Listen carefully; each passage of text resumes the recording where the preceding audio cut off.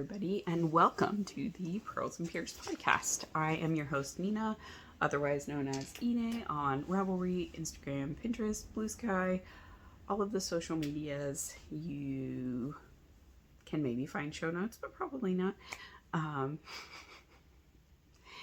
in the description box below. And I am coming to you on a very sunny day in Connecticut. It is February 28th, 2025. It is the last day of February, and thank you so much for joining me. So I sort of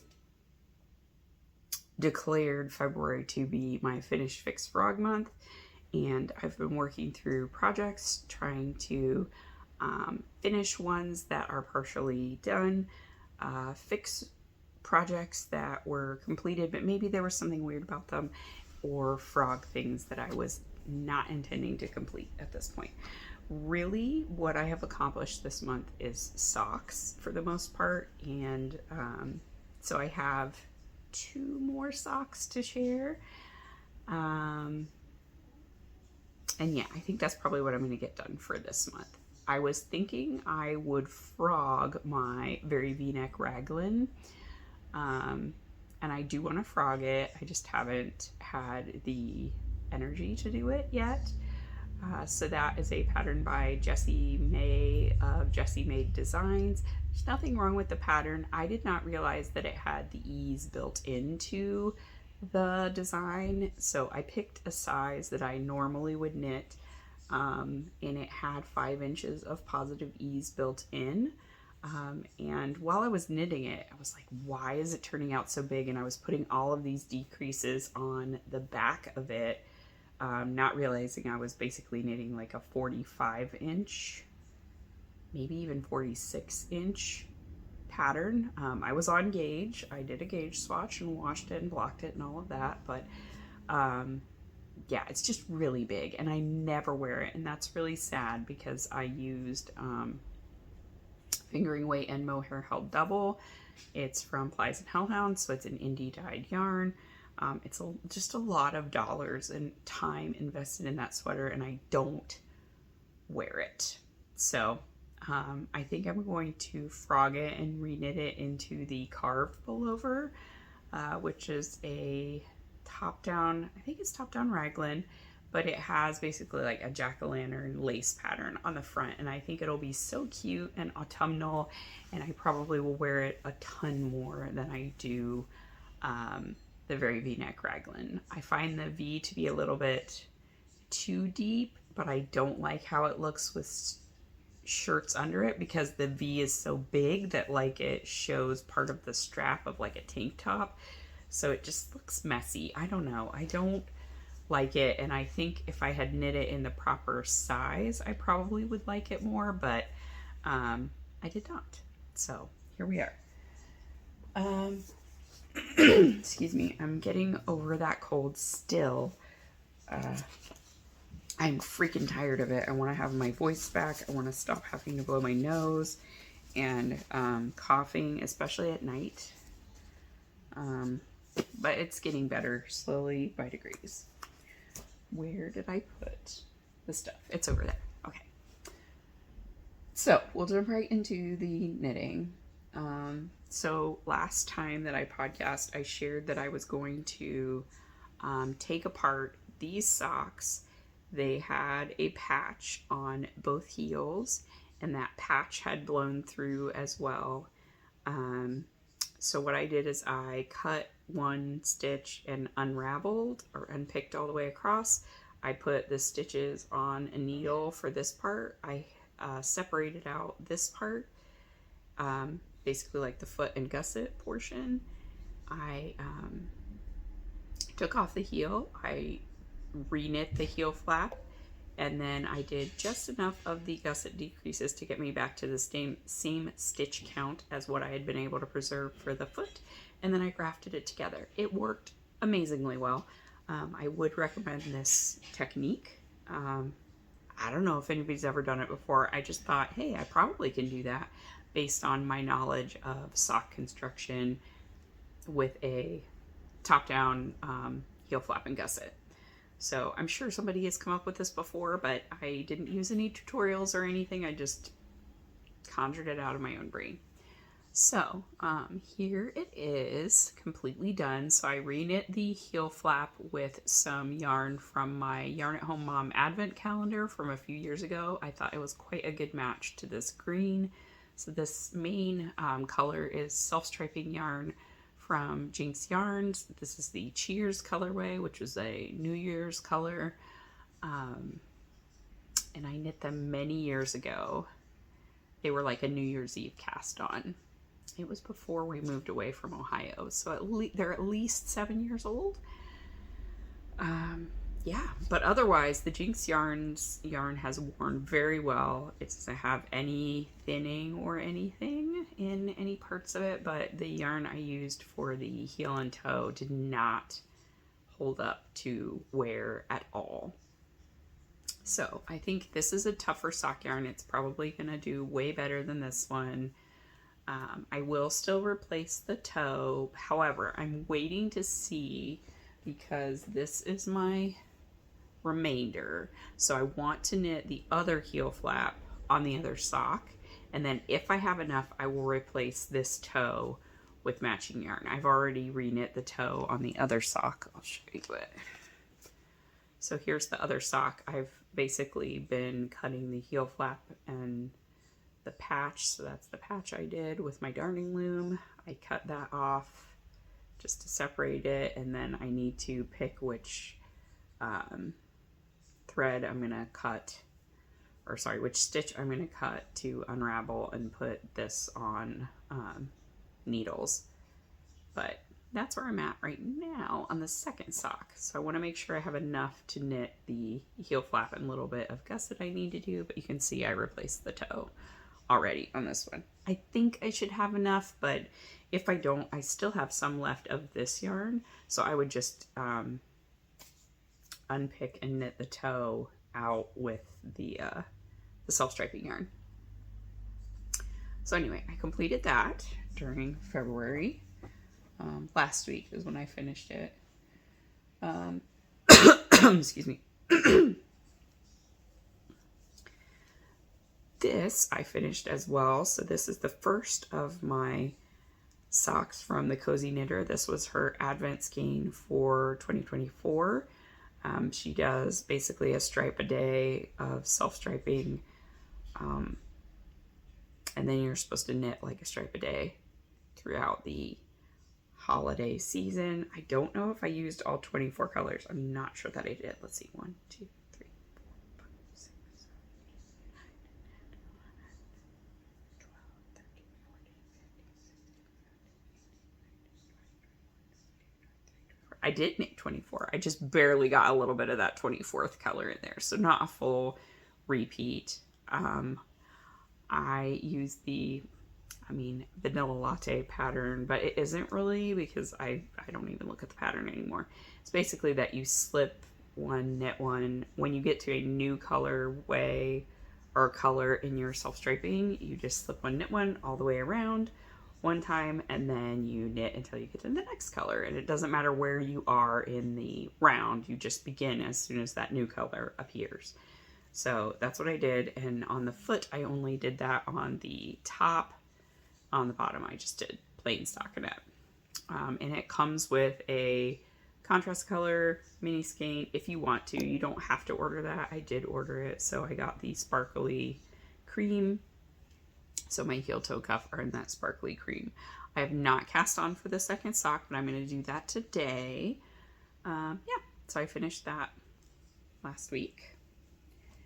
And then I also finished these socks, which were a quite long languishing whip as well. And this also is very old sock yarn. These things are so dense. Like, they were hurting my hands. They're so dense. So these are knit out of Patton's Croy. And for those, always when I podcast, there's swirls.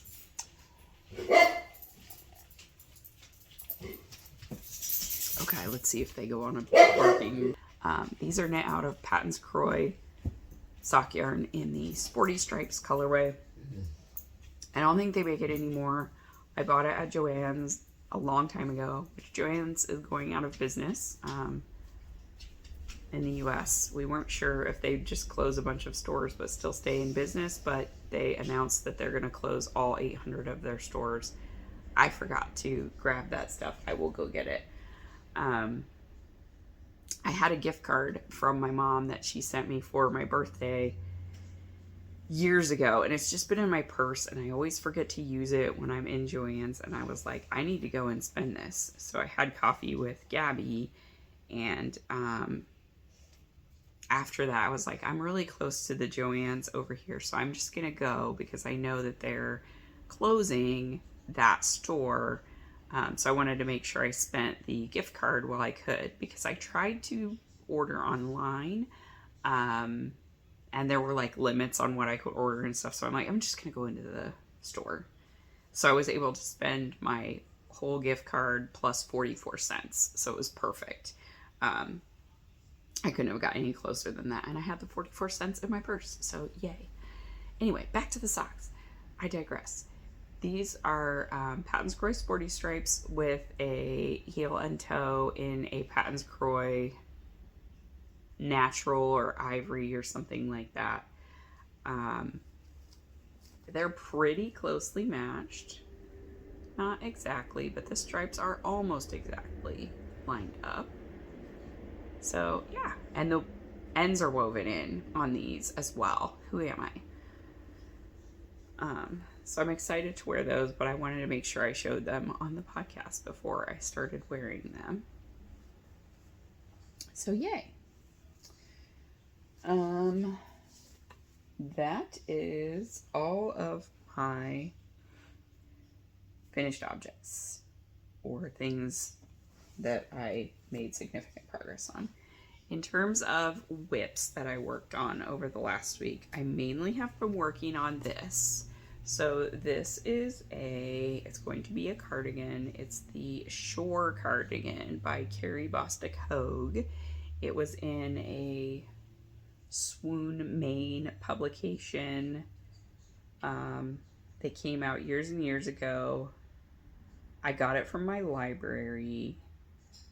And then I really loved this sweater and other things. So I ended up purchasing a copy for myself, just because I didn't want to keep checking it out of the library until I finished.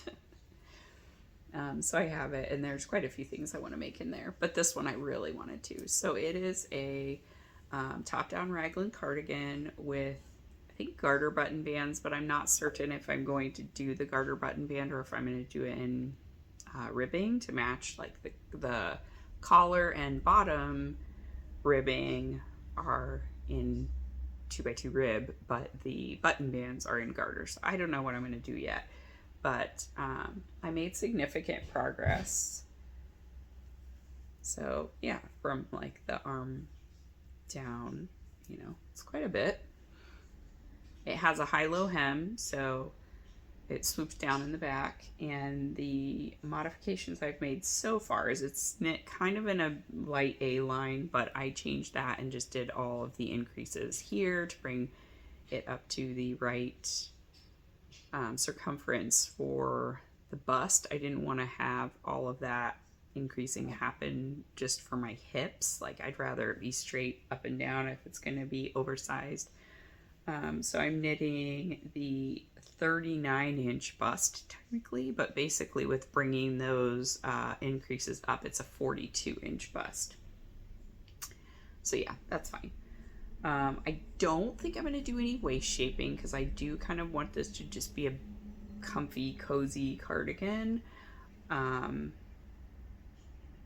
Yeah, so I'm knitting it out of Plies and Hellhounds in the Chonky Tweed base. So it's got these really nice oatmeal-y neps, and it is an oatmeal-y color.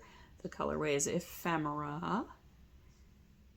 And yeah, I think that's all I have to say about that. That's basically the main thing I worked on this week, other than the socks, of course. So then for potential cast-ons, I really want to cast on for the study session sweater by Samantha Guerin. I could not test knit this one because I was test knitting this sweater when she called for the test knit for the other one. I was like, I can't handle 2 test knits. I'm working full-time, but now I'm not working full-time, so I probably could have done it, but hindsight and all that. So it is a V-neck pullover with cables down the center. I printed it in black and white, so these pictures are gross. You can't see anything. So anyway, you can go look it up. It's the Study Session. It's her newest design release. Oh good, I just pulled some of Hubble's fur with it. It calls for a sport weight yarn, but I don't really have any sport weight yarn in my stash. I have one sweater quantity from Lavender Loon, but it's in a pale pink, and that's not really the vibe I'm going for. I wanted something like darker, and I have a very specific sweater I want to make that yarn into. So I think I'm going to try to do it with Marie Cutie. Gabby's actually knitting hers out of Marie Cutie with the Ponkin colorway. So I do think it'll work. So I'm going to use this Marie Cutie, and this is the So Scarlet colorway because I have to have 11 billion sweaters out of this. I purchased this last year at Connecticut Sheep and Wool. It's really pretty. It's a very saturated, deep maroon. So yeah, it's getting blown out a little bit because it's really sunny, but I'm not going to complain because it's so nice to have sun. So that is one of the things I want to cast on. And then the other thing I want to cast on is the sweater number 12, which I've had this pattern for a couple years as well, going back to the Stash Your Shelf Challenge, which a couple people have said they're really excited about. So I'm glad you guys are excited. And just a little aside here, Sue and Liz from the Distant Stitches podcast have said that they will donate 2 pattern prizes of Ravelry downloads, I think $8 USD. I'll have to check on that, but I just wanted to mention it here. So I do have a couple of prizes that I can draw for. So maybe I'll do like 1 a quarter or something like that. I don't know yet, but we started it on not a quarter, so I don't know. I'll have to think through it, but they did donate prizes, so that's exciting. So yeah, I just wanted to look a little bit through my shelf, both physical and virtual, and I purchased this pattern directly from the, what is that site? I always forget. It's a website, and it's not Ravelry. They do not sell through Ravelry. My favorite thing is knitwear. So Gabby knit this one, and I really loved hers, and I was like, I want to knit that. I purchased a yarn pack from Knit Picks for it. I'm gonna go get it because I realized that I didn't grab it.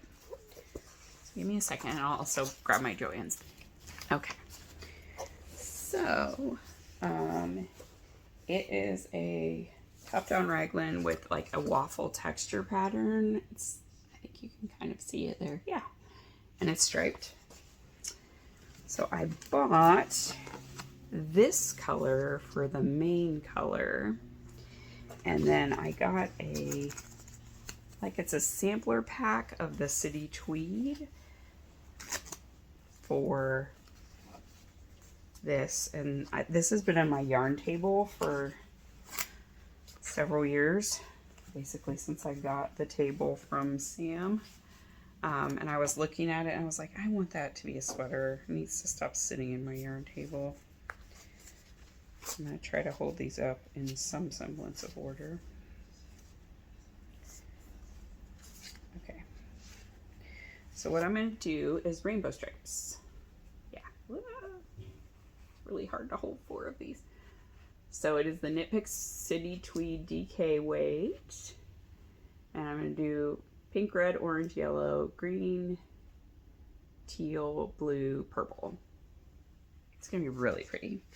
And then that kind of light bluey gray. The colorway is Harbor Steel. Yeah, so I think that'll be really nice. So I need to swatch for that. I actually have some leftover City Tweed DK from a baby sweater. Did I make it for Yeah, I made it for Meg's, and then Joshua also wore it. It was like a hoodie with like a diamond textured pattern, so I'll probably use that to swatch with, just because then I won't be digging into those at all, and I won't have to wash my swatch, because I think for the main color I have just enough, and then all the contrast colors, I'm not going to need a ton from each of those, obviously, because I have quite a few of them and it's not that many stripes. So I'll have a lot left over. I may use it to knit a sweater for Joshua, because he's been asking me to knit him sweaters, so I might use it for him. I also have purple that I got from my Aunt Lynn's stash. I think I've got like 4 skeins of that dark purple. This one. So with this, I would have 5 skeins, which would be about 600 yards or so. So then if I did something with like a color work yoke and stuff, I probably could make it into 2 sweaters. So I have to play around with that and see what I can make happen there. But I do want to cast that sweater on relatively soon as well. Yeah, so then going to my Joann's purchases. I had a $25 gift card, and they had a sale on everything, so I got 2 Patons Kroy. These were the last 2 skeins of Patons Kroy sock in that entire store, in any color. So it's just black, but I love Patons Kroy for heels and toes because it's really hard wearing. So I was like, I definitely can use black for all kinds of stuff. So I thought that was pretty good. So I grabbed those 2. I needed elastic for waistbands for sewing. I have some pants that I want to try to do the trick of like making a little cut in the waistband and putting some elastic in the back, because they're a little bit too big and kind of gappy for both me and Meg's, but I think that small repair will make them cinch in a little bit. So I didn't have any more elastic, so I got some elastic. And then I was trying to do this cross stitch pattern. Okay, and then I wanted to do this like little cross stitch. It's from Lola Crow Designs. They're like these seed, it's like Deadly Seed Company, so they're little seed packets, but for like poisonous flowers and stuff. I thought they'd be really cute to put into my like reading journal. And I have some cross stitch paper that I want to try to stitch them on. So I thought, oh, I'll get floss. That's originally why I went in there, was to get embroidery floss. And I thought, I'll get the colors for the seed packets, and then I can do those and put them in my journal. Their thread was like decimated. Any colors that are used a lot were basically gone. So I dug through and I was able to get 6 of the colors I needed out of maybe 20 colors. But I'm going to check in my stash too, and I may have some more colors. They're sort of Halloween-y, so I bet I'll have some of them in one of my Halloween cross stitches that I've got on the go right now. I definitely have white and black, which were 2 of the colors, so I didn't bother with those. But anyway, I got 6 flosses for that purpose as well. And like I said, I basically spent 44 cents. I got the gift card done, and I think they're only accepting gift cards through today, and then that's done. I'm not going to accept them anymore. Then the last thing I wanted to share is I had pre-ordered the Trails and Valleys book before I lost my job. I think back in January or December, it might have been December, that I pre-ordered it, and it just shipped, so I received it on Monday this week. So it is the newest book by Lindsay Fowler. Her first one is Salt and Timber, and I've made at least one thing out of there. I think I made this socks. They're like a heavyweight sock, and I made them for Josh, and he really likes them. So this one is really nice. There's a lot of things in here I want to make. It came with a free kerchief pattern, the day pack kerchief, I think, if you purchased it. So these rucksack socks I want to make. I like this little ribbed detail on the foot. It's nice.